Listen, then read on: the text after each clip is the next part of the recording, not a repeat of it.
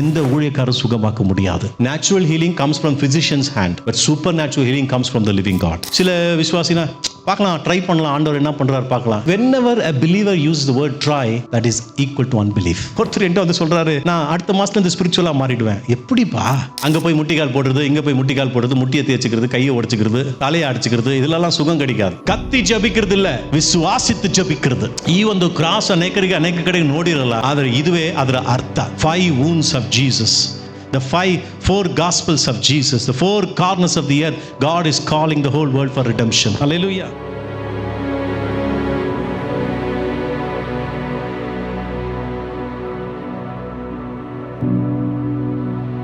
நாமக்கு மகிமை ஆகಲಿ, தேவனுடைய நாமத்துக்கு மகிமை உண்டாகட்டும். Well, the world report says 3 are the primary challenges almost every family faces. One is financial, second family affairs, and the third one is health issues. நிறைய பிரச்சனை இருக்குது. ஆனா இது 3 தான் நிறைய குடும்பங்களுக்கு பெரிய ஒரு பாதிப்பாக இருக்கிறது. மனையில் நிறைய தொந்தரவுகளும், ஆர்த்திக தொந்தரவுகளும், ஆரோக்கிய தொந்தரவுகளும். இன்றைக்கு நாம் வேதத்திலே ஆண்டவர் சொல்லுகிற விடுதலை குறித்து, சுகத்தை குறித்து நம்ம இன்னைக்கு பார்க்க போகிறோம். Let's read a scripture. இந்த வசனத்தை எல்லாம் எழுதி வைத்துக் கொள்ளுங்கள். 1 கொரிந்தியர் 12வது அதிகாரம் வசனம் 9, 1 Corinthians chapter 12 verse 9. 1 ಕೊರಿಂಥಿಯರ ಪುಸ್ತಕ 12ನೇ ಅಧ್ಯಾಯ ವಚನ 9ನ್ನ ನಾವು ತಗೊಂಡು ಹೋಗೋಣ. Praise the Lord. ಪರಿಶುದ್ಧ ಆವಿನಾಲೆಯೇ ಗುಣಮಾக்கும் வரங்கள். I'm not saying something outside the scripture. Scripture says gifts of healing. சுகமாக்கக்கூடிய வரங்களை ஆவியானவர் கொடுக்கிறார். மெடிக்கல் ஹீலிங் இருக்கு, அவங்க எல்லாருக்கும் தெரியும். அப்ப அதே போல ஆண்டவர் பிள்ளைங்களுக்கு இந்த ஒரு கேள்வியை கேட்போமாகில், ದೈವಿಕ ಸೌಖ್ಯ ಅಂತ ಒಂದು ಇದೆಯಾ, ಡಿವೈನ್ ಹೀಲಿಂಗ್ ಅಂತ ಒಂದು ಇದೆಯಾ ಅಂತ ಹೇಳಿದ್ರೆ ಬೈಬಲ್ ಸೇಸ್ ಎಸ್. நமக்கு இதுக்கு கேள்வியே வேண்டாம். If someone says I do not believe in divine healing, means you do not believe in the God, living God himself. நீங்கள் யாராவது தெய்வீக சுகத்தை நம்பலன்னு சொன்னா நீங்க ஆண்டவரே நம்பலன்னு அர்த்தம். ஏன்னா யெகோவா ராஃபா இன்றைக்கும் யெகோவா ராஃபா, என்றைக்கும் யெகோவா ராஃபா. ನಮ್ಮ ಯೆಹೋವ ರಾಫಾ ದೇವರು ಇಂದಿಗೂ ಎಂದೆಂದಿಗೂ ಯೆಹೋವ ರಾಫಾ ಆಗಿದ್ದಾನೆ. Not 1000 years ago where in the wilderness in Egypt Lord said to Israelite, I am the healer to you. He is also healer now and forever. 1000 ವರ್ಷಗಳ ಮುಂದೆ ಐಗುಪ್ತದಲ್ಲಿ ಇದ್ದಂತ ಇಸ್ರೇಲ್ಗೆ ಮಾತ್ರ ಅಲ್ಲ ನಿಮ್ಮನ್ನು ಸೌಖ್ಯ ಮಾಡುವ ದಾತ ನಾನು ಅಂತ ಹೇಳಿದ್ದು. ಇವತ್ತು ಇನ್ನೆಂದೆಂದಿಗೂ ನಮ್ಮ ಕರ್ತ ನಮ್ಮನ್ನು ಸೌಖ್ಯ ಮಾಡೋನಾಗಿದ್ದಾನೆ. ஹalleluya. சோ தெய்வீக சுகத்துக்காக ஜெபிக்கிறது தவறு அல்ல, நாமளே செய்யக்கூடிய ஒரு இமேஜினேட்டரி காரியம் அல்ல. ஆண்டவர் ப்ராமிஸ் பண்ணிருக்கிறாரு, சுகமாக்கக்கூடிய காரியம் உண்டு, பரிசுத்த ஆவினால சுகமாக்குற வரங்கள் பலன் உண்டு என்று சொல்லி. ஹalleluya. God's design for divine healing. அதாவது சோ தெய்வீக சௌಖ್ಯ ಯಾವ ತರ ದೇವರು ನಮಗೆ ಸಿಗೋದಕ್ಕೆ ಮಾರ್ಗ ಮಾಡಿಟ್ಟಿದ್ದಾನೆ. ಅರ್ಥ ಆಯ್ತಾ? தெய்வீக சுகம் எப்படி நமக்கு கிடைக்கும் என்று தேவன் வழியை செய்து வச்சிருக்க. அதை பார்க்கலாமா? முதல்ல நம்ம பாயிண்ட் நம்பர் 1. முதலாவது நீங்க தெரிஞ்சுக்கங்க, healing is a gift, not a human ability. ಈ ಒಂದು ದೇವರು ಕೊಡುವ ಸೌಖ್ಯ ಎಂಬುದು ಒಂದು ವರವಾಗಿದೆ, ಅದು ಮನುಷ್ಯನ ಬಲ ಅಲ್ಲ, தேவனுடைய வரம், அது நம்முடைய பலன் அல்ல. 1 ಕೊರಿಂಥಿಯರ್ 12வது அதிகாரம் வசனம் 9, 28. 1 ಕೊರಿಂಥಿಯರ ಪುಸ್ತಕ ನಮಗೆ ಹೇಳುತ್ತದೆ 12ನೇ ಅಧ್ಯಾಯ ವಚನ 9, 28 ಹೇಳುತ್ತದೆ gifts of the healing. English translation ಅಂತ ವಾಚಿக்கிறங்க பாருங்க, அங்க gift ன்னு இருக்காது, gifts ன்னு இருக்கும். இருக்கா? ಕನ್ನಡದಲ್ಲಿ ನೋಡಿ ವರ ಅಂತ ಬರ್ದಿಲ್ಲ, ವರಗಳು ಅಂತ ಬರ್ದಿರುತ್ತೆ. there are different types, different ಅಂದ್ರೆ ಒಬ್ಬೊಬ್ರು ಹೀಲಿಂಗ್ ಮಾಡೋದು ಒಂದೇ ತರ ಗಿಫ್ಟ್ ಅಲ್ಲ, ಬೇರೆ ಬೇರೆ ಗಿಫ್ಟ್ ಅನ್ನು, ನಾನಾ ತರವಾದ ರೋಗಗಳನ್ನು ಸೌಖ್ಯ ಮಾಡುವ ವರವನ್ನು ದೇವರು ಕೊಡ್ತಾರೆ. ಎಲ್ರಿಗೂ ದೇವರು ಒಂದೇ ತರ ಹೀಲಿಂಗ್ ಪವರ್ ಕೊಡಲ್ಲ. So Bible says very clearly God gives a different healing gifts to a different person. So ದೇವರ ವರವನ್ನು ಒಬ್ಬರಿಗೆ ದೇವರು ಎಲ್ಲ ಕೊಟ್ಟಿಲ್ಲ, ಅದನ್ನು ಎಲ್ಲರಿಗೆ ಹಂಚಿಸಿ ಕೊಟ್ಟಿದ್ದಾನೆ. Praise the Lord. ಹಿಂಗ್ ಮಾತ್ರ ತಿಳ್ಕೊಳ್ಬೇಡಿ ಬರೀ ಸೇವಕರಿಗೆ ಅಂತ. ದೇವರು ಕೊಡುವ ವರ ಪವಿತ್ರ ಆತ್ಮ ಎಲ್ಲರಿಗೂ ಕೊಡ್ತಾನೆ. ನಾನು ಹೇಳ್ತಾ ಇರೋದು, ಒಬ್ಬೊಬ್ಬರು ದೇವರನ್ನ ನಂಬದೇ ಇರ್ತಾರೆ, ದೇವರು ಕೊಡುವ ಒಂದು ಬಲದಿಂದ ಅವರು ಆತ್ಮಿಕವಾಗಿ ಅವರ ಕಣ್ಣುಗಳನ್ನ ತೆರೀತಾರೆ. ஏசாயா 1வது அதிகாரத்தை நீங்க படிச்சு பார்த்தீங்கன்னா, தலையிலிருந்து கால் வரைக்கும் நீ சீல் பிதுக்காமல் இருக்கா என்று எழுதப்பட்டிருக்கிறது. அது சரீரத்தில் வர வியாதி இல்ல, ஸ்பிரிச்சுவல் ஹீலிங் பத்தி பேசுறாரு. செவிட்டு கிவிகளை திறக்கக்கூடிய ஆண்டவர் கிருபைகளை கொடுத்திருக்கார். ஒருத்தருக்கு பல விதமான வியாதிகளை சுகமாக்குற வரங்களை ஆண்டவர் கொடுத்திருக்கிறார். இப்போ நான் என்ன நீங்க தெரிஞ்சுக்கணும் பார்த்தீங்கன்னா, முதலாவதாக வரಗಳು ವಿಧವಿಧವಾಗಿ ಇದ್ದರೂ ಕೂಡ ನಮಗೆ ಪವಿತ್ರಾತ್ಮನ ಮುಖಾಂತರ ಸೌಖ್ಯ ಮಾಡೋದು ಯೇಸು ಮಾತ್ರನೇ. வரங்கள் வேற வேற இருந்தாலும் பரிசுத்த ஆவியின் மூலமாய் ஒரே ஒருத்தர் தான் சுகத்தை கொடுக்கிறார், அது இயேசு கிறிஸ்து. அதனால எந்த தயவு செய்து ஜனங்கள் இந்த ஊழியக்கார் சுகமாக்குனார்னு சொல்லாதீங்க. இந்த ஊழியக்கார் ஜெபிக்கும் போது ஆண்டவர் கிரியை செய்தார்னு சொல்லுங்க. எந்த ஊழியக்காரரும் ಸುಗಮಾಕ முடியாது. ಯಾವ ಸೇವಕರು ಸೌಖ್ಯ ಕೊಡಕ್ಕಾಗಲ್ಲ. ಇವ್ರು ಬಂದು ಪ್ರೇಯರ್ ಮಾಡಿ ನನಗೆ ಸೌಖ್ಯ ಬಂದ್ಬಿಡ್ತು, ಯಾರು ನಮಗೆ ಸೌಖ್ಯ ಕೊಡಕ್ಕಾಗಲ್ಲ. ಸೌಖ್ಯ ಕೊಡೋದು ಯೇಸು ಕ್ರಿಸ್ತನು ಮಾತ್ರ. ಒಂದು ನಂಬಿಕೆ ಉಳ್ಳ ವಿಶ್ವಾಸ ದೇವರು ಕೇಳಿ ಕ್ರಿಯೆಗಳು ಮಾಡ್ತಾರೆ, ಆದ್ರೆ ಸೌಖ್ಯ ಯಾರು ಕೊಡಕ್ಕಾಗಲ್ಲ. ಒಂದು ಕಾಲ ಇತ್ತು, ನಾನ್ ಸೌಖ್ಯ ಕೊಡ್ತೀನಿ ಅಂತ ಜನಗಳಿಗೆ ಹೇಳ್ತಾ ಇದ್ದೆ. ಅವಾಗ ನನಗೆ ಅಷ್ಟು ಗೊತ್ತಿತ್ತು, ಅಷ್ಟೇ ಹೇಳ್ತಾ ಇದ್ದೆ. ಆಗ ನನ್ನ ಹಿಂದೆ ಜನಗಳು ಜಾಸ್ತಿ ಬರ್ತಾ ಇದ್ರು, 1000 ಜನ ಬರ್ತಾ ಇದ್ರು. ಸ್ವಲ್ಪವೇ ಸಮಯದಲ್ಲಿ 2000 ಮಕ್ಕಳು ಓಪನ್ ಕ್ರೂಸೆಟ್ ನಲ್ಲಿ ಬರುವಷ್ಟಕ್ಕೆ ಜನ ಬಂದ್ಬಿಟ್ರು. ಆಮೇಲೆ ವಚನ ಗೊತ್ತಾಗಿ ನಾನೇನ್ ಮಾಡಿದೆ, ನಾನಲ್ಲ ಯೇಸುವೆ ಸೌಖ್ಯ ಕೊಡೋದು ಅಂತ ಹೇಳಿದೆ. ಹಾಗೆ ಸ್ಟಾಪ್ ಆಗ್ಬಿಟ್ರು ಬರೋದಕ್ಕೆ. எனக்கு ஒன்றும் புரியல, இன்னைக்கும் புரியல, இப்பவும் புரியல. எந்த மனுஷர்களா நான் எனக்கு ஒரு சக்தி இருக்கு, நான் சுகம் கொடுக்கிறவான் போது ஜனங்க வராங்க. ஆண்டவர் இயேசுதான் சுகமாக்குறான்னு சொன்னா அநேகர் அதுக்கு வருவதில்லை. உலகத்தின் மக்கள் எப்படி அதற்கு செயல்பட்டாலும் சத்தியம் இதுதான், நம்மை சுகமாக்குறவர் இயேசு கிறிஸ்து மட்டும்தான். இரண்டாவதாக என்ன தெரிஞ்சுக்கணும், ಎರಡನೇದಾಗಿ ಏನ್ ತಿಳ್ಕೊಳ್ಬೇಕು ಅಂತ ಹೇಳಿದ್ರೆ, God's healing is supernatural. ದೇವರು ಸೌಖ್ಯ ಕೊಡೋದು ಯಾವ್ದು ಅಂತ ಹೇಳಿದ್ರೆ ಪ್ರಕೃತಿಗೆ ಅಪಾರ್ಪಟ್ಟ ಶಕ್ತಿ. அதாவது தேவன் கொடுக்கக்கூடிய சுகம் வந்து இயற்கைக்கு ಅಪಾರ್ಪಟ್ಟது. ಯಾವ ನ್ಯಾಚುರಲ್ ಮೆಥಡ್ ನ ಫಾಲೋ ಮಾಡ್ಬಿಟ್ಟು ಅದು ದೈವಿಕ ಸುಖ ಅಂತ ಹೇಳಕ್ಕಾಗಲ್ಲ. ಈ ಮೆಡಿಸಿನ್ ಕೊಟ್ಬಿಟ್ಟು ಅದನ್ನ ಮೆಡಿಸಿನ್ ಕೊಟ್ಬಿಟ್ಟು ಅದು ದೈವಿಕ ಸುಖ ಅಂತ ಹೇಳಕ್ಕಾಗಲ್ಲ. ಅದು ದೇವ್ರ ಮೆಡಿಸಿನ್ ಮುಖಾಂತರ ಕೂಡ ದೇವರು ಸುಖ ಕೊಡ್ತಾರೆ. ಆದ್ರೆ ದೈವಿಕ ಸುಖ ಎಂಬುದು ನ್ಯಾಚುರಲ್ ಮೆಥಡ್ಸ್ ಅಲ್ಲ. ಅದು ದೇವರೇ ತನ್ನ ಬಲದಿಂದ ಅವ್ರನ್ನ ಸ್ವಸ್ಥ ಮಾಡ್ತಾರೆ. Natural healing comes from physicians hand, but super natural healing comes from the living god. Devan இருக்கிறார், ஆகையால தெய்வீக சுகம் உண்டு. தேவர் இதாரே, ஆதರಿಂದ ದೈವಿಕ ಸುಖ ಇದೆ. Everyone who believes in God will never have a difficulty in believing in divine healing. ಯಾರೆಲ್ಲ ದೇವರನ್ನ ನಂಬ್ತಾರೋ ಅವರು ದೈವಿಕ ಸುಖ ನಂಬೋದ್ರಲ್ಲಿ ಕಷ್ಟ ಪಡಬೇಕಂತ ಅಗತ್ಯನೇ ಇಲ್ಲ. ಯಾಕಂದ್ರೆ ದೇವರು ಇದ್ದಾನೆ, ಆತನಿಂದ ಸೌಖ್ಯ ಕೊಡಕ್ಕಾಗುತ್ತದೆ. Thirdly, what I want to all of you to know is the command is to heal for every believer. ಯಾರ್ಯಾರಿಗೆ ಈ ಒಂದು ಶಕ್ತಿಯನ್ನು ದೇವರು ಕೊಡ್ತಾರೆ ಅಂತ ಹೇಳಿದ್ರೆ ಆತನಲ್ಲಿರುವ ಎಲ್ಲ ವಿಶ್ವಾಸಿಗಳಿಗೆ ಕೊಟ್ಟಿದ್ದಾರೆ. ಬನ್ನಿ ಮಾರ್ಕ್ ಪುಸ್ತಕ 16 அதிகாரம் வசனம் 18, மார்க் புஸ்தகம் 16:18, மார்க் 16:18. என்ன விசுவாசிக்கிறவன் யாரா இருந்தாலும் அவரை விசுவாசிக்கிற பிள்ளைகள் கைகளை வைத்து ஜெபிக்கும் போது ஆண்டவர் சுகத்தை கொடுக்கிறார். பெரிய பைபிள் ஸ்காலர் ஆகணும்னு அவசியம் இல்லை. ஆண்டவரை விசுவாசிக்கிறதுனாலேயே ஆண்டவருடைய கரம் அவர்கள் மூலமா செயல்படுகிறது. ಒಂದು ಸ್ಪೆಷಲ್ ಕ್ಲಾಸ್ಗಳಿಗೆ ಹೋಗುವಾಗ ನಾವು ಅನೇಕ ವಿಷಯ ತಿಳ್ಕೊಳ್ಬಹುದು, ಆದ್ರೆ ಅದರಿಂದ ಪವರ್ ಗ್ಯಾರಂಟಿಯಾಗಿ ಬರಲ್ಲ. ಕற்றுக்கிறதுக்கு ஒரு ವಾய்ಪುன்னு சொல்லலாம் தவிர ಗ್ಯಾರಂಟಿಡ್ ಪವರ್ ಇಲ್ಲ. ಪವರ್ ಹೇಗೆ ಬರುತ್ತಂತೆ, ಕರ್ತನನ್ನು ನಂಬುವ ಮಕ್ಕಳು ಕೈ ಇಟ್ಟು ಪ್ರಾರ್ಥಿಸುವರು. ಅದರಿಂದ ನೀವೇ ಮತ್ತೊಬ್ಬರನ್ನ ಸೌಖ್ಯ ಕೊಡುವ ಸ್ಥಿತಿಯಲ್ಲಿ ಇರುವಾಗ ನೀವು ಮತ್ತೊಬ್ಬರ ಕೈ ಚಾಚಿ ಬೇಡ್ತಾ ಇರೋದು ಏನಕ್ಕೆ?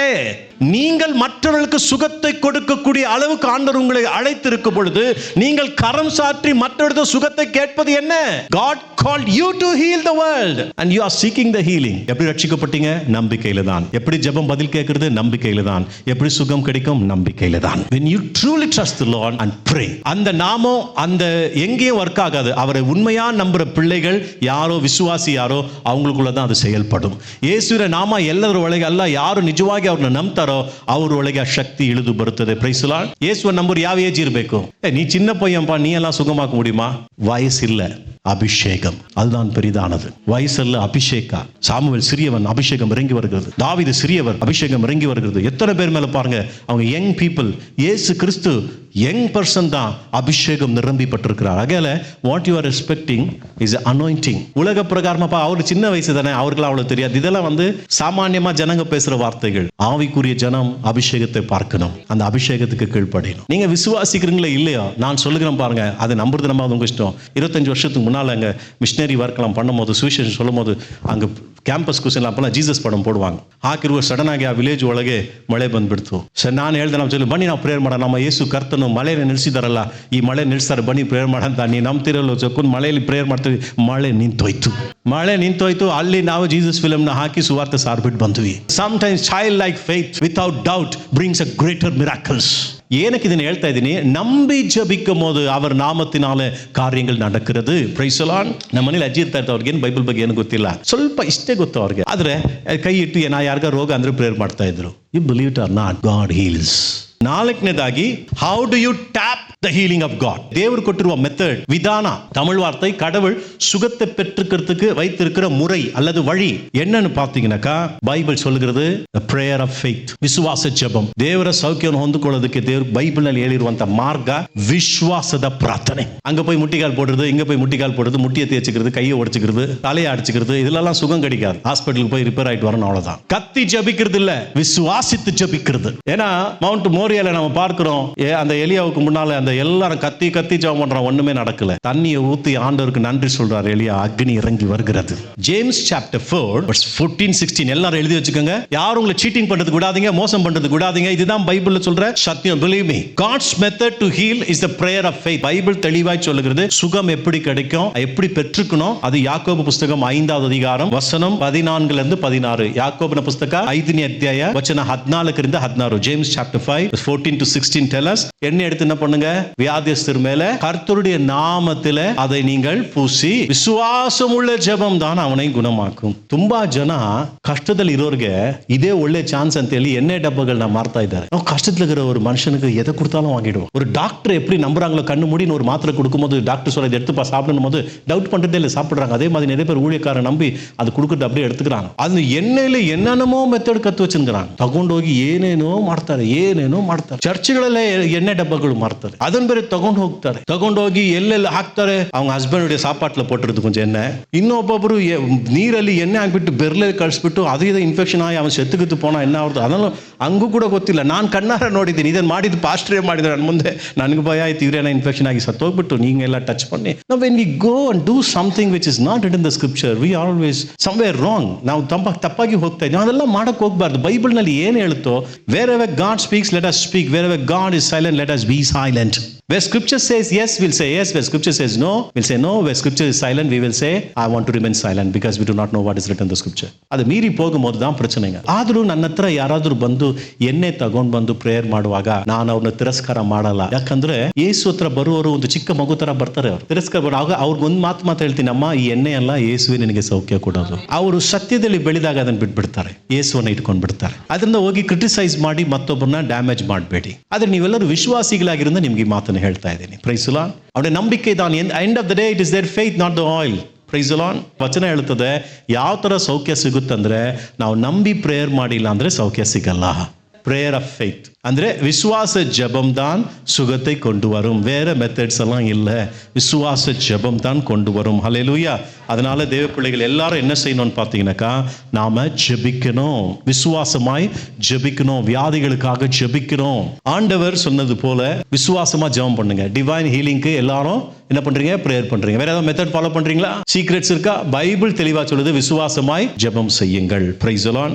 ஒருவருக்கொருவர் தவறுகள் செய்திருந்தால் மன்னிப்பை கேட்டு ಸಮಾಧಾನವಾಗುங்கள். ಒಬ್ಬರಿಗೊಬ್ಬರು ನೀವು ಕೋಪ ಇದ್ರೆ, ವೈರಾಗ್ಯ ಇದ್ರೆ ನಿಮ್ಮನ್ನು ತಗ್ಗಿಸ್ಕೊಂಡು ನೀವು ಒಬ್ಬೊಬ್ರು ಕೂಡ ಸಮಾಧಾನ ಆಗ್ರಿ. ಆವಾಗ ದೇವರು ನಿಮಗೆ ಸೌಖ್ಯವನ್ನು ಕೊಡೋರಾಗಿರ್ತಾರೆ. ನೀವು ಅವ್ರಿಗೆ ಪ್ರೇಯರ್ ಮಾಡುವಾಗ ಅವನು ಪಾಪನೇ ಮಾಡಿದ್ರು ದೇವರನ್ನ ಮನ್ನಿಸಿ ಜೀವಂತವಾಗಿ ಎಬ್ಬಿಸ್ತಾರೆ. Hallelujah. Examples of healing in scripture, Bible ಓದೋಣ ಬನ್ನಿ. ಯಾವ ತರವಾದ ರೋಗಗಳನ್ನು ಯೇಸು ಸೌಖ್ಯ ಮಾಡಿದ್ರು. ಮೊದಲನೇದಾಗಿ ಯೇಸು ಎಲ್ಲಾ ತರವಾದ ರೋಗಗಳನ್ನು ಸೌಖ್ಯ ಮಾಡ್ತಾನೆ. ಯೇಸು ಎಲ್ಲಾ ವಿಧமான ರೋಗத்தை ಸುಗಮಾಕ್கிறார். ಒಂದು ವೇಳೆ ಭೂಲೋಕದಲ್ಲಿ ಮನುಷ್ಯನಿಗೆ ಅರ್ಥ ಆಗದೆ ಇರುವಂತ ಇನ್ನೂ ವಿಷಯಗಳಿರ್ಬೋದು, ಆದರೆ ದೇವರಾದ ಕರ್ತನು ಎಲ್ಲಾ ತರವಾದ ರೋಗಗಳನ್ನು ಸೌಖ್ಯ ಮಾಡೋದಕ್ಕೆ ಶಕ್ತನಾಗಿದ್ದಾನೆ. Price the lord. ಇದು ನಾನೇನು ಕಥೆಯಾಗಿ ಹೇಳ್ತಾ ಇಲ್ಲ, ಬೈಬಲ್ ನಲ್ಲಿ ಬರ್ದಿದೆ. ಯೇಸು ಭೂಮಿಯಲ್ಲಿ ಮನುಷ್ಯನಾಗಿ ಬಂದಾಗ ಎಲ್ಲಾ ತರವಾದ ರೋಗವನ್ನು ಸುಖ ಕೊಟ್ಟನು. ಎಲ್ಲಿ ಬರ್ದಿದೆ? ಮತ್ತೇನ ಪುಸ್ತಕ 4ನೇ ಅಧ್ಯಾಯ ವಚನ 23-24. Matthew chapter 4 verse 23 and 24. It is not a blind belief, it is a scriptural faith.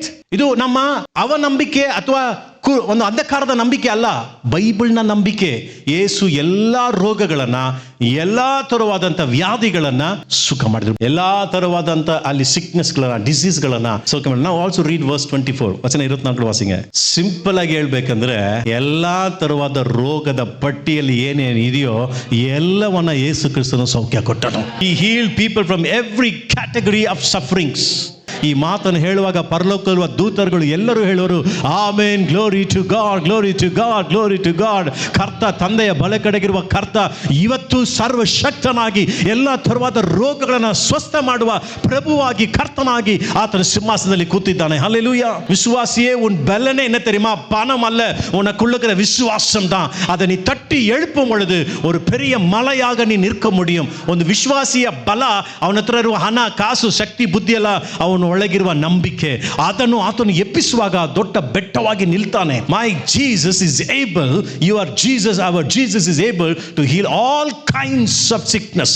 ಆತನು ಎಲ್ಲಾ ರೋಗಗಳನ್ನು ಮಾತ್ರ ಸರಿ ಮಾಡೋನಲ್ಲ, ಆತನ ಹತ್ರ ಬರುವ ಎಲ್ಲರನ್ನು ಸುಖ ಕೊಡ್ತಾನೆ. ಬೈಬಲ್ ಹೇಳ್ತದೆ, அவர் எல்லா ரோகங்களை மட்டும் சுகமாக்குறவர் அல்ல, அவரிடத்தில் வருகிற அனைவரையும் சுகமாக்குகிறார். எங்க எழுதியிருக்கு பைபிள்ல? லூக்காவின் புஸ்தகம் 4வது அதிகாரம் வசனம் 40-41. ಲೂಕನ ಪುಸ್ತಕ 4ನೇ ಅಧ್ಯಾಯ ವಚನ 40-41 ಹೇಳ್ತದೆ, ಎಲ್ಲಾ ತರವಾದ ರೋಗ ಮಾತ್ರ ಅಲ್ಲ, ಅವರ ಹತ್ರ ಬರುವ ಎಲ್ಲರನ್ನು ಯೇಸು ಸೌಖ್ಯ ಮಾಡ್ತಾನೆ. அவர்கிட்ட வந்த அன்பான சகோதரர், இன்னைக்கு ஒரு ஹீலிங்க கேட்பீங்களா? ஆண்டவரை பார்த்து, ஆண்டவரை நோக்கி வந்திருக்க நீங்க ஒரு ஹீலிங்க கேளுங்க. ஆண்டவரே, உங்ககிட்ட வந்த எல்லாரையும் ಸುಗಮಾಕುನೀங்களே, இதோ நான் வந்திருக்கிற கர்த்தனே, நான் ಬಂದಿದ್ದೀನಿ, ನನಗೆ ನಿನ್ನ ಸೌಖ್ಯ ಬೇಕು ಅಂತ. Hallelujah. Praise the Lord. You have to tap sometimes, my brother. Tap so hard the kingdom power so that can penetrate in you. ನಿಮ್ಮ ಒಳಗೆ ಬರುವಂತೆ ನೀವು ಅದನ್ನು ಕೇಳಬೇಕು. ஹல்லேலூயா. வசனத்தை அதுதான் நீங்க வசனத்தோடு ஜெபிக்கும் போது, வசனத்தோடு நீங்க பாடும்போது ஒரு பலன் வருகிறது. ஹல்லேலூயா. Hallelujah.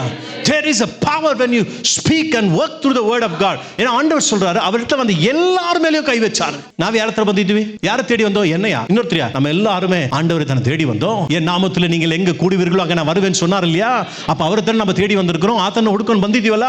ಹಾಗಾದ್ರೆ ನಾವು ಬರುವ ನಮ್ಮ ರೋಗ ಏನೇ ಆಗಿದೆ ದೇವರು ಸೌಖ್ಯ ಕೊಡಬೇಕು. ಇದುವರೆಗೆ ನಂಬಿಲ್ಲ ಅಂದ್ರೆ ಇನ್ಮೇಲೆ ನಂಬ್ರಿ. இதுவரைக்கும் நம்பலனா இனிமேல நம்புங்க. தெய்வீக சுகத்தை ஆண்டவர் கொடுக்க வல்லவராக இருக்கிறார். Hallelujah.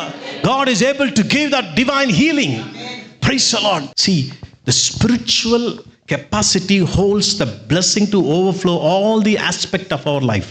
ಆತ್ಮಿಕ ಜೀವಿತದ ಆಶೀರ್ವಾದ ಏನಿದೆ ಅದು ನಮ್ಮ ಎಲ್ಲಾ ಜೀವಿತದಲ್ಲಿ ಆಶೀರ್ವಾದ ತಗೊಂಡು ಬರುವ ಕೃಪೆ ಉಂಟು. When Jesus heals a sinner, that salvation brings overall blessing. ಯೇಸುವಿನ ರಕ್ಷಣೆ ಎಲ್ಲಾ ರೀತಿಯ ಆಶೀರ್ವಾದ ತಗೊಂಡು ಬರುತ್ತೆ. Praise the Lord. ಕೆಟ್ಟ ಕುಮಾರನು ಮನೆಗೆ ತಿರುಗಿ ಬಂದಾಗ ಅವನ ಪಾಪ ಮಾತ್ರ ಕ್ಷಮಿಸಲ್ಪಟ್ಟಿಲ್ಲ. ಅವನ ವಸ್ತ್ರ ಮತ್ತೆ ಸಿಕ್ತು, ಅವನ ಉಂಗುರ ಮತ್ತೆ ಸಿಕ್ತು, ಅವನ ಚಪ್ಪಲಿ ಮತ್ತೆ ಸಿಕ್ತು, ಅವನಿಗೆ ಹಸಿವಿಗೆ ಆಹಾರ ಸಿಕ್ತು, ತಂದೆಯ ಮನೆಯಲ್ಲಿ ಮತ್ತೆ ಮಗನೆಂಬ ಸ್ಥಾನ ಸಿಕ್ತು.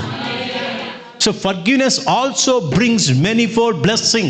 ನೀವು ಪಾಪ ಮಾಡ್ತಾ ಇದ್ರೆ ಮನ ತಿರುಗಿ ಯೇಸು ನಂಬಿದ್ರೆ ಆ ಪಾಪ ಕ್ಷಮಾಪಣೆ ಪಾಪವನ್ನು ಮಾತ್ರ ಅಲ್ಲ, ನಿಮ್ಮ ಜೀವಿತವನ್ನು ಕೂಡ ಬದಲಾಯಿಸುವ ಆಶೀರ್ವಾದದ ಒಳಗಿದೆ. That முதல் ரட்சிப்பு வரணும். அந்த ரட்சிப்பு தான் எல்லாத்துக்கும் வாசல் திறக்கும். Brought all who were sick. He laid his hands on every one of them, healed them all, delivered many from the demons while healing. ಅವ್ರ ಮೇಲೆ ಸೌಖ್ಯ ಕೊಡುವಾಗ ಅವ್ರ ಮೇಲೆ ಇದ್ದ ದೆವ್ವವನ್ನು ಕೂಡ ದೇವರು ಓಡಿಸ್ಬಿಟ್ರು. மனிதர்களை வியாதிக்கு தான் கொண்டு வந்தாங்க. வியாதிக்கு கொண்டு வந்து ஜெபம் பண்ணும்போது வியாதி மட்டும் இல்லை, அவங்க மேல இருக்கிற பிசாசும் ஓடி விட்டது. Praise the லார்ಡ್. ಸೋ ಒಂದು ವೇಳೆ ನಮ್ಮ ರೋಗ ಮಾತ್ರ ಇಲ್ಲ, ಸೈತಾನೇನಾದರೂ ನಮ್ಮನ್ನು ಮೋಸ ಮಾಡ್ತಾ ಇದ್ರು, ಅದು ಯೇಸು ನಾಮದಲ್ಲಿ, ಯೇಸು ರಕ್ತದಲ್ಲಿ, ಯೇಸು ವಾಕ್ಯದಲ್ಲಿ ಓಡಿ ಹೋಗಿ ಒಂದು ಸೌಖ್ಯ ಬರಬೇಕು. Hallelujah. Today we are not going to let the devil to play anymore with us. We are going to ask the Spirit of God to overrule. Hallelujah. ನೋಡಿ, ಯೇಸು ಕ್ರಿಸ್ತನು ಒಂದೊಂದು ಸ್ಥಳದಲ್ಲಿ ಒಂದೊಂದು ರೀತಿಯಲ್ಲಿ ಕೆಲಸ ಆತನ ಕಾರ್ಯಗಳು ಬರುತ್ತದೆ. ಉದಾಹರಣೆಗೆ healing manifested in different measure.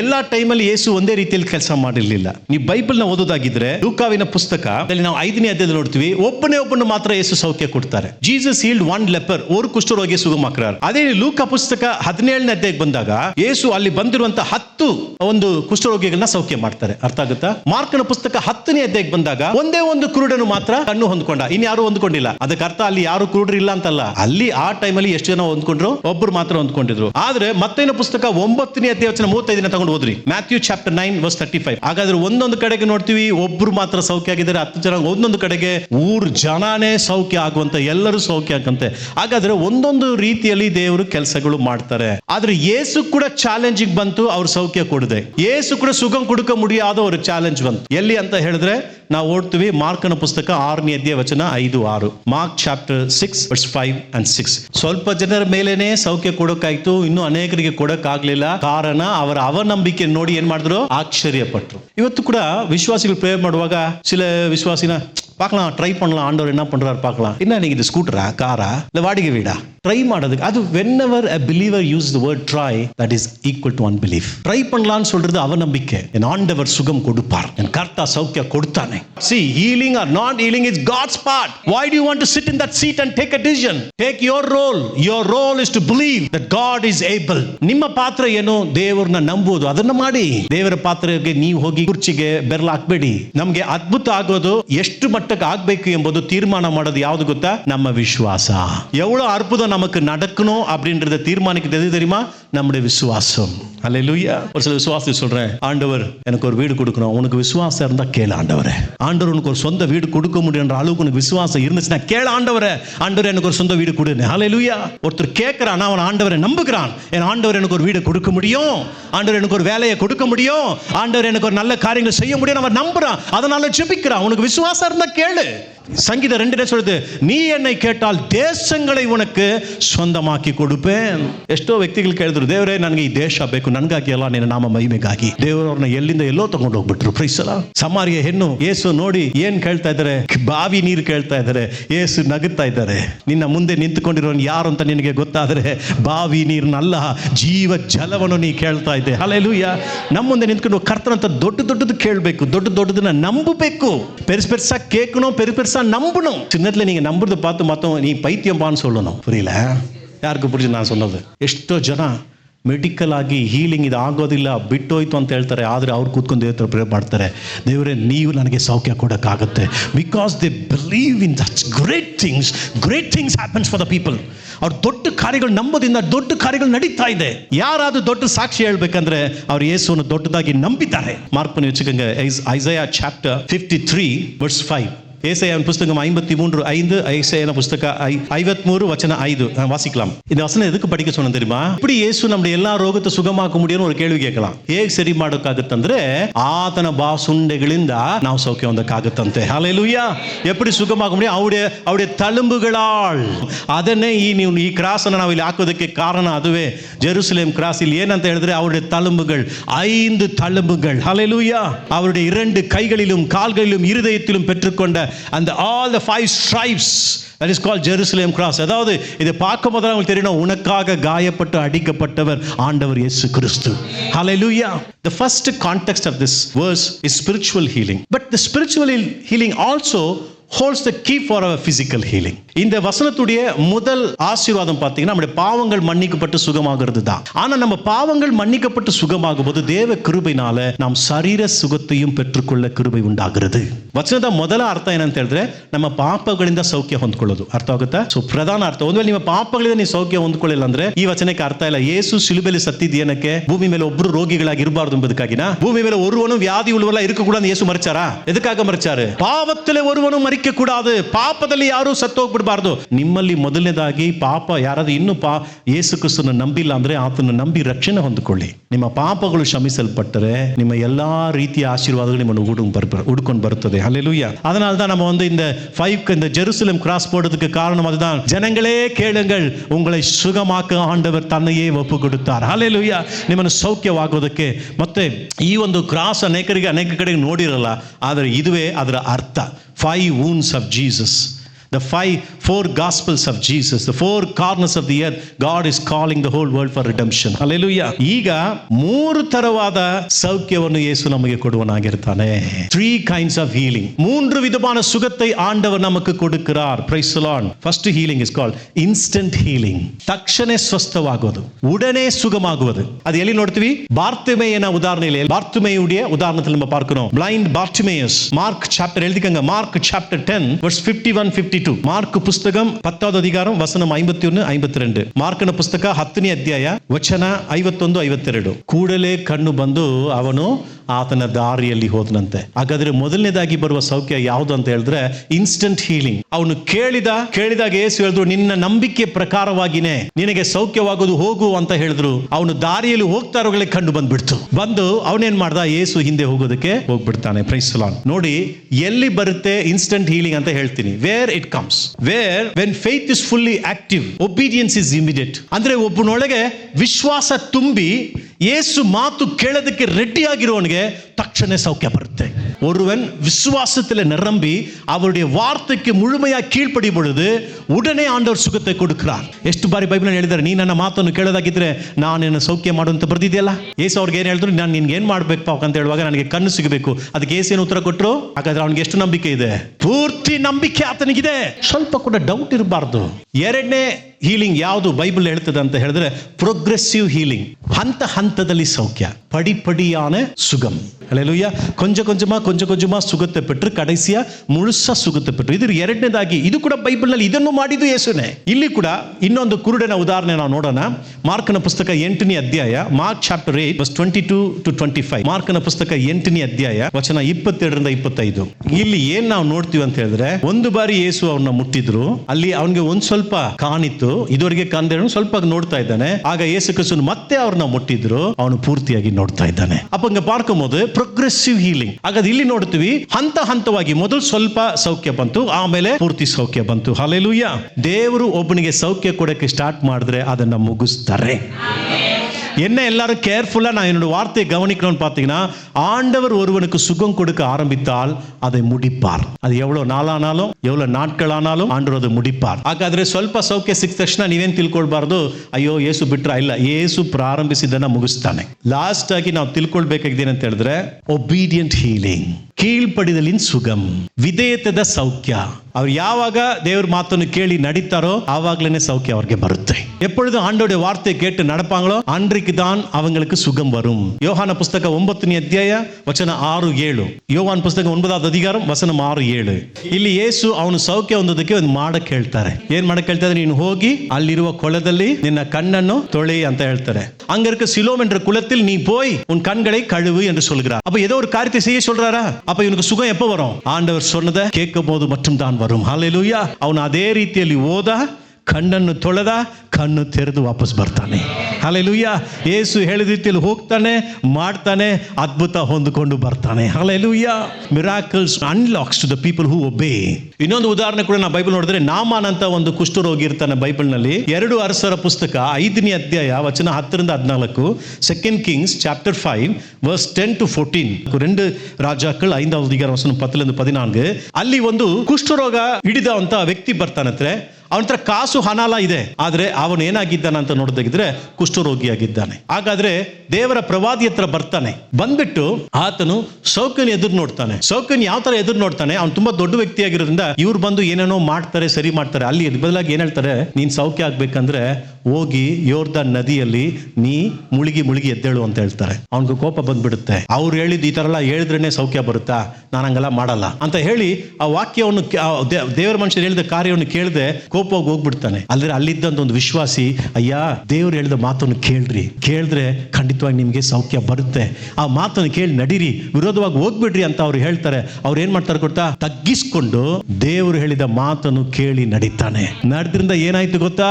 ಒಂದು ಮಗುವಿನ ತರ ಅವನ ರೋಗ ಹೋಗಿ ಅವನ ಚರ್ಮವೆಲ್ಲ ಸ್ವಸ್ಥವಾಗಿ ಮೇಲೆ ಬಂದ್ಬಿಡ್ತಾನೆ. ಹಲ್ಲೇಲೂಯಾ. ಏನ್ ನಾವು ನೋಡ್ತೀವಿ? ನಾವು ಹೇಳಿದ ರೀತಿಯಲ್ಲಿ ಸೌಖ್ಯ ಬರಲ್ಲ. நாம சொல்ற ரூல்ஸ் அண்ட் கண்டிஷன் பிரகாரம் ஆண்டவர் சுகமாட்டாரு. அவர் சொல்கிறபடி செய்வதனால் நாம் சுகமாகிறோம். ಅನೇಕರು ಹೋಗುವ, ದೇವ್ರು ನಿನ್ಗೆ ಇದನ್ನ ಮಾಡಿ ತೋರಿಸ್ಬಿಡ್ಲಿ, ನಾನು ಅವ್ರನ್ನ ನಂಬ್ತೀನಿ. ನೀನು ದೇವ್ರಿಗೆ ರೂಲ್ಸ್ ಹಾಕೋದಾ? ಅದು ತಾಳ್ಮೆನಾ ಹೆಮ್ಮೆನಾ? ಇಲ್ಲಿ 2 ಉದಾಹರಣೆ ನಿಮ್ಗೆ ಹೇಳ್ದೆ. 2 ಕಡೆಗೂ ಅವನು ಇಷ್ಟಪಟ್ಟ ರೀತಿಯಲ್ಲಿ ಸೌಖ್ಯ ಹೊಂದಿಕೊಂಡಿಲ್ಲ. ದೇವರು ಹೇಳಿದ ಇಷ್ಟದ ರೀತಿಯಲ್ಲಿ ನಡೆಯುವಾಗ ಸೌಖ್ಯ ಬಂತು. ಆ ರೀತಿಯಲ್ಲಿ ನೀವು ದೇವ್ರ ಹತ್ರ ಬಂದು ಇದು ಸ್ವಲ್ಪ ಸರಿ ಮಾಡಿ ನೋಡ್ಬಿಡಿ, ನಾನು ನೋಡಿ ನಿಮ್ಗೆ ಏನ್ ಮಾಡ್ತೀನಿ, ನಾನು ನೋಡಿ ನಿಮ್ಗೆ ಯಾವ ತರ ಹೇಳ್ಕೊಳ್ತೀನಿ. ஒருத்தர் என்கிட்ட வந்து சொல்றாரு, நான் அடுத்த மாசத்துல இந்த ஸ்பிரிச்சுவலா மாறிடுவேன். எப்படிப்பா? You cannot simply switch on switch off. Humble obedience. ಇದುವರೆಗೆ ನಾವು ನೋಡಿದ್ವಿ ಸೌಖ್ಯ ಹೆಂಗೆ ಬರುತ್ತೆ, ಯಾವ ತರ ಬರುತ್ತೆ, ಯಾವ ತರ ಕೊಡ್ತಾನೆ. ಯಾಕೆ ಎಲ್ಲ ಸೌಖ್ಯ ಸರಿಯಾಗುತ್ತೆ ಅಂತ ಹೇಳಿದ್ರೆ, ಯೇಸು ಕ್ರಿಸ್ತನು ಕಲ್ವಾರಿ ಶಿಲುಬೆಯಲ್ಲಿ ಎಲ್ಲ ರೋಗಗಳನ್ನು ಸರಿ ಮಾಡೋದಕ್ಕೆ ತನ್ನ ರಕ್ತವನ್ನು ಸುರಿಸಿದ್ದಾನೆ. ನಾವು this is the time to believe in divine healing. இன்றைக்கு எத்தனை பேர் நம்புவீங்க? என் ஆண்டவர் எங்களுக்கு சுகம் கொடுக்கிறவர், இன்றைக்கும் பலன் உள்ளவராக இருக்கிறார். இப்போ நம்ம ஜெபிக்க போகிறோம். நம்ம ஜெபித்து என்ன வியாதிகள் இருந்தாலும், என்ன பலவீனங்கள் இருந்தாலும், அது இப்பொழுது தெய்வீக சுகத்தை அடைய வேண்டும் என்று சொல்லி கர்த்தரை நோக்கி பார்க்கலாமா? ஹல்லேலூயா. ಎಲ್ಲರೂ ವಿಶ್ವಾಸமா ಜಪಿக்க போகிறோம். நம்ம ವಿಶ್ವಾಸವಾಗಿ ಪ್ರೇಯರ್ ಮಾಡಕ್ಕೆ ಹೋಗ್ತೀವಿ. ಒಂದು ವೇಳೆ ಸೈತಾನ ಕಾಟಗಳಿದೆ, ಅದನ್ನು ಮುರಿದು ಹೋಗಬೇಕು. ಹಲ್ಲೇಲೂಯಾ. ಅದು ಮಾತ್ರ ಅಲ್ಲದೆ ಕರ್ತ ಯೇಸುವಿನ ನಾಮದಲ್ಲಿ ಎಲ್ಲ ರೋಗಗಳಿಗೆ ಬಿಡುಗಡೆ. ಹಲ್ಲೇಲೂಯಾ. ಒಂದು ವೇಳೆ ನಿಮ್ಮ ಮನೆಯಲ್ಲಿ ಯಾರಾದರೂ ರೋಗಿಗಳಾಗಿ ಇಲ್ಲಿ ಬರದೇ ಇದ್ರೆ ಅವ್ರನ್ನ ನೆನಪು ಮಾಡ್ಕೊಳ್ಳಿ, ಅವ್ರನ್ನ ಜ್ಞಾಪಕ ಮಾಡಿಕೊಂಡು ದೇವರು ಅವ್ರನ್ನ ಮುಟ್ಟಬೇಕು, ಅವ್ರಿಗೆ ಸೌಖ್ಯ ಕೊಡಬೇಕು ಅಂತ ಹೇಳಿ. How many of you going to pray with full of faith? விசுவாசம் உள்ள ஜெபிக்க போறீங்க. ஹல்லேலூயா. வாங்க ஜெபிக்கலாம். எல்லாரும் சேர்ந்து ஆண்டவரை நோக்கி பார்த்து ஜெபிக்கலாம். Let us all pray. Hallelujah.